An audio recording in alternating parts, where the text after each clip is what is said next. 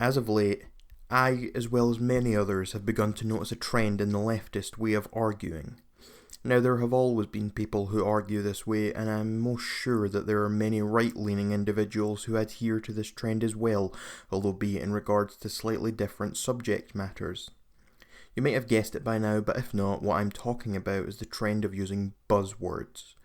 Now, when I say buzzwords, what I mean by that is not simply flashy words that sound cool because everyone else you know is using them, but rather words that individuals associated with the regressive left tend to use in order to label individuals, rationalise ideas and situations, and in particularly, shut down debate. Examples of such buzzwords include racist, sexist, misogynist, Islamophobic, ignorant, bigot, and hate speech. Each of these terms have legitimate definitions and legitimate implementations.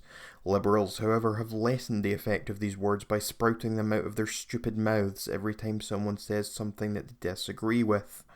A perfect example of this would be the recent Brexit shenanigans, and how the left were labelling everyone who voted for Britain to leave the European Union as a racist. Another example would be how the left and the media in general have been trying excessively to push an agenda displaying how Donald Trump is a racist, a misogynist, and a bigot. Meanwhile, these liberals never actually give any evidence as to why these people are racist, or as to why their arguments are wrong. They get so caught up in attacking the character of certain individuals and throwing all these buzzwords at everyone who dares to have a different opinion than their own, that they are essentially losing their entire point of view underneath all the hysteria. If someone says anything about immigrants that you do not agree with, the answer is not to label said person as a racist. The correct response would be to explain to them why their comment about immigrants is wrong. Do not try to put yourself on a pedestal and assume that you have the moral high ground. The moment you do that is the moment that you set yourself up to lose the argument. The moment you call someone a racist mid-debate is the moment that debate is no longer about whatever it is you were debating about in the first place. Instead, the debate has been shifted to arguing about your opponent's character, and in that moment you should know that you have lost the debate. Of course there will be exceptions to what I'm saying, but the majority of the time when people start attacking a person's character by assigning them labels and throwing buzzwords at them, it is because they have no legitimate argument against what the person is saying.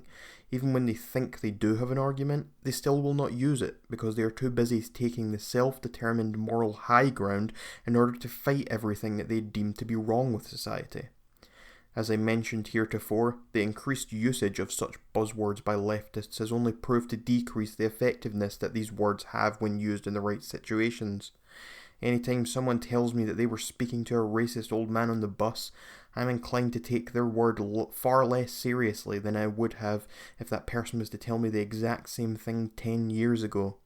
This is due to words losing their true meaning because of the regressive left using these buzzwords to demonize everyone that disagrees with them. So leftists, liberals, social justice warriors, feminists, whatever else you want to call yourselves, I leave you with this. Do not attack the character of a person because you disagree with them. This is exactly the behaviour that is causing Donald Trump to have so much success. The more you throw your buzzwords around, the less seriously people will take you. Work on improving your arguments, do some research, find out the facts.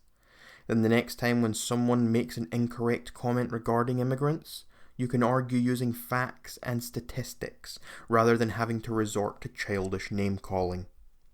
You're welcome, society.